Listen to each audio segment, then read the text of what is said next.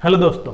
तो मामला तो कोर्ट में चल ही रहा है, लेकिन एसएससी भी कहीं ना कहीं उसी दौरान क्या कर रही है, डॉक्यूमेंट वेरिफिकेशन स्टेट प्रेफरेंस मांग रही है। और इसका सबसे बड़ा एग्जांपल आप देख सकते हैं, एसएससी साइट पर एसएससी ने डाल रखा है। हालांकि हमने भी उसके बारे में बता दिया था डिपार्टमेंट वाइज, जैसे डिविजनल अकाउंटेंट और जीएसटी इंस्पेक्टर, प्रिवेंटिंग ऑफिसर, इन सब का एसएससी ने पहले से डाल रखा है। और जबकि मामला कोर्ट में चल रहा है, तो जिस तरह से एसएससी ने उन बच्चों के सपनों को तोड़ा है, और खासकर उन बच्चों के नहीं, उनके पेरेंट्स को भी, मेरे पास बहुत से कमेंट्स आए थे कि उनके बच्चे के मार्क्स काफ़ी ठीक थे। काफ़ी ठीक का मतलब 343 के आसपास थे, लेकिन तब भी उनको कोई जॉब नहीं मिली। और इस तरह अगर ऐसा होता है तो कहीं ना कहीं बच्चों के साथ साथ पेरेंट्स भी डिमोरलाइज हो जाते हैं, कहीं ना कहीं वो पढ़ाने में उतनी तत्परता नहीं दिखा पाते। इसका सबसे बड़ा कारण क्या, एसएससी ने जिस तरह रिजल्ट को आउट किया, और उस रिजल्ट से वो बहुत ही जो इम्पोर्टेंट पॉइंट ये था कि जो बाउंड्री लाइन पर थे वो तो चलो हो जाए, बाहर हो गए, लेकिन जिनके मार्क्स काफ़ी अच्छे थे रा स्कोर, उनको भी एसएससी ने बाहर कर दिया है। जबकि एसएससी ने इस तरह का रिजल्ट इससे पहले नहीं निकाला है। तो क्या अब बच्चों के सामने एसएससी ये लेके आ सकती है, या फिर कहीं ना कहीं इसके क्या विकल्प हो सकते हैं जो एसएससी सीजीएल की रिक्रूटमेंट कर रही है, जिस तरह रॉन्ग क्वेश्चन, नॉर्मलाइजेशन या नेगेटिव नॉर्मलाइजेशन, तो कहीं ना कहीं बच्चों के लिए बहुत बड़ा सिरदर्द होता जा रहा है। और क्योंकि सोचने का समय नहीं है, नेक्स्ट 2 महीने बाद ही आपका क्या हो जाता है, एग्जाम हो जाता है, तो इसलिए बच्चे उसमें शामिल हो जाते हैं, कहीं ना कहीं ये सोचते हुए कि हो सकता है हमारा अब की बार नहीं, नेक्स्ट टाइम हो जाए। तो उसी विकल्प को कहीं ना कहीं, अगर ये सही ढंग से होता, नॉर्मलाइजेशन, अच्छे रॉन्ग क्वेश्चन नहीं होते, तो कहीं ना कहीं रिजल्ट कुछ और बनता। तो आज हम इस वीडियो में हम ये लेके आए कि हालांकि देखिए सबसे इंपॉर्टेंट ये है कि क्या रिजल्ट पर स्टे हो सकता है। सबसे इंपॉर्टेंट पॉइंट तो ये है, अब जो मामला जो कोर्ट में चल रहा है, क्या उसमें रिजल्ट स्टे हो सकता है। अगर रिजल्ट स्टे हो जाता है तो आप समझ सकते हैं कि कितना बड़ा मामला हुआ है ये। लेकिन रिजल्ट स्टे के लिए कहीं ना कहीं कोर्ट में वो सबूत पेश करने होंगे जिनके माध्यम से कि ये पूरा स्कैम है। अब रिजल्ट स्टे होगा, लेकिन एसएससी कहीं ना कहीं क्या कर रही है, स्टेट प्रेफरेंस फॉर्म और डॉक्यूमेंट वेरिफिकेशन पहले से ही करवा रही है, और उनकी ज्वाइनिंग से पहले, कहीं ना कहीं उनकी ज्वाइनिंग से पहले ही रिजल्ट स्टे हो सकता है। इससे बाद अगर रिजल्ट स्टे होता है उसकी कोई वैल्यू नहीं है, क्योंकि जिस तरह 2023 में हमने देखा वो भी यही था। तो अब जो बच्चे जिनका सपने टूट चुके हैं, क्योंकि जिनको मार्क्स अच्छे थे उनको सिलेक्शन मिलना चाहिए था, उनके पेरेंट्स के भी सपने टूट चुके हैं अपने बच्चों के लिए, तो कहीं ना कहीं एसएससी के लिए अब हम क्या ये मान सकते हैं कि एसएससी के पास से सीजीएल का रिक्रूटमेंट हटाकर किसको दे देना चाहिए, यूपीएससी को दे देना चाहिए। क्या यही एक विकल्प है कि यूपीएससी ही इसको संभाल सकती है। जिस तरह यूपीएससी सिविल सर्विस का एग्जाम लेती है, एनडीए बाकी एग्जाम लेती है, तो कहीं ना कहीं उसकी साख अब भी बनी हुई है। तो क्या सीजीएल का एग्जाम यूपीएससी को लेना चाहिए। दूसरा, अगर यूपीएससी उस एग्जाम को कंडक्ट नहीं कर पाती, 1% ये भी मानते हैं क्योंकि वो फर्स्ट क्लास ऑफिसर का रिक्रूटमेंट करती है, तो अगर ये बी और सी ग्रेड, वो आपको पता है बी और सी है एसएससी सीजीएल के तहत।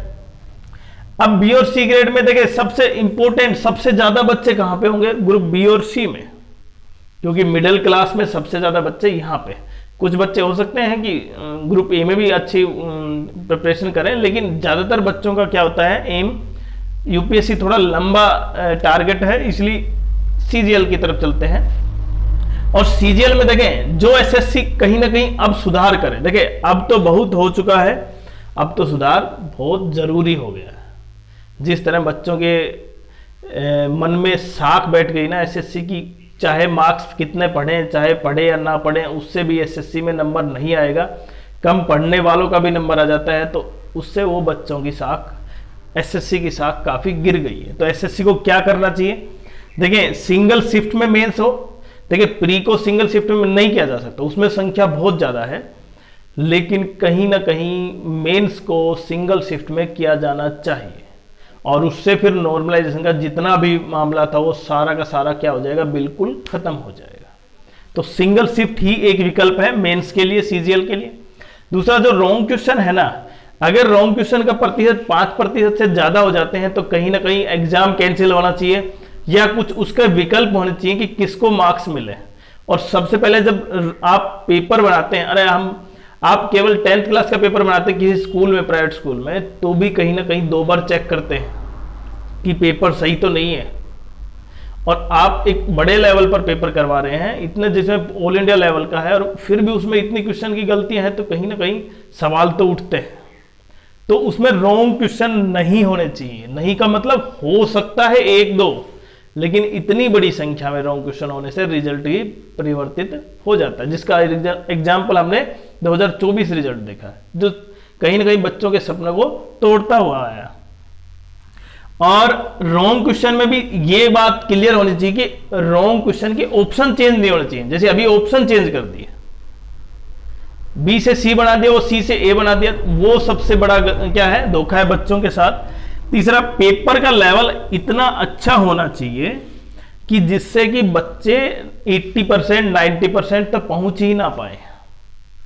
अभी यहां पे प्री क्वालिफाई के लिए 153 चली गई थी, तो आप मान सकते हैं कि लगभग 60 से 65% के बीच हाईएस्ट मार्क्स जाने चाहिए बच्चों के। मतलब पेपर का लेवल इतना ठीक होना चाहिए, क्योंकि आप जब ग्रुप बी लेवल पर रिक्रूटमेंट कर रहे हैं तो इतना तो बिल्कुल बनता है। और तीसरा, पोस्ट प्रेफरेंस फॉर्म तब आने चाहिए जब फाइनल आंसर की आ जाए।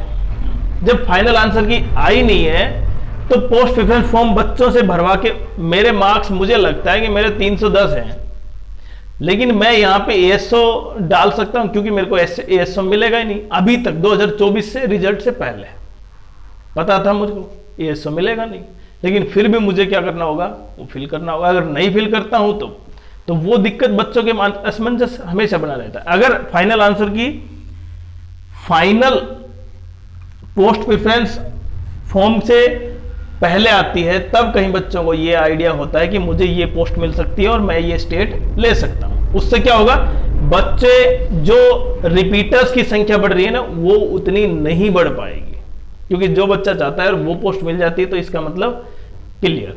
और अगर पोस्ट प्रेफरेंस फॉर्म भरता ही नहीं, किसी बच्चे के मार्क्स कम है, उसके रैंक भी दिखाया जाए, उसके मार्क्स भी दिखाए जाए, और उसको लगता है कि उसके मार्क्स इतने हैं, रैंक इतना है, उसको वो पोस्ट नहीं मिलेगी जो वो चाहता है, तो इसलिए वो पोस्ट प्रेफरेंस फॉर्म नहीं भरेगा। और पोस्ट प्रेफरेंस फॉर्म नहीं भरा तो फिर वेटिंग लिस्ट की कोई जरूरत नहीं है। समझ रहे हैं आप? अगर आप पहले से सिलेक्टेड हैं पोस्टल असिस्टेंट और आपके मार्क्स या रैंक आपको दिखाया गया एसएससी की तरफ से, वो रैंक काफ़ी ज़्यादा है, मार्क्स काफ़ी कम है, और आपको लगता था कि अब की बार मैं एसओ या जीएसटी इंस्पेक्टर लूँ, लेकिन आपको लगता है जीएसटी इंस्पेक्टर अब तो मिलेगा नहीं। क्यों? क्योंकि मैं केवल यहाँ पे देख सकता हूँ कि मेरा रैंक काफ़ी ऊपर है, तो इसलिए मुझे पोस्ट प्रेफरेंस फॉर्म फिल करना ही नहीं है, क्योंकि मेरे वो जॉब करनी नहीं है, इसलिए वो वैकेंसी और किसी बच्चे को, जरूरतमंद बच्चे को मिल जाएगी, और वेटिंग लिस्ट लेके आने की कोई जरूरत नहीं। तो कहीं ना कहीं ये जो मुद्दे हैं वो बच्चों को बहुत ज्यादा प्रभावित करते हैं, क्योंकि जब किसी परिवार में एक बच्चा पढ़ लेता है और पढ़ने के बाद उसकी जॉब लग जाती है ना, तो वो कहीं ना कहीं अपने समाज को, अपने परिवार को बदलने की कोशिश करता है एजुकेशन के माध्यम से। लेकिन अगर उसके साथ जिस तरह का रिजल्ट आया था, स्कैम उस तरह का हो जाता है, तो उससे और भी बच्चे हैं उसको मोटिवेट नहीं हो पाते हैं, और वो उतनी अच्छे ढंग से तैयारी को नहीं अंजाम दे पाते हैं। तो कहीं ना कहीं अब आप भी क्या इनसे सहमत हैं?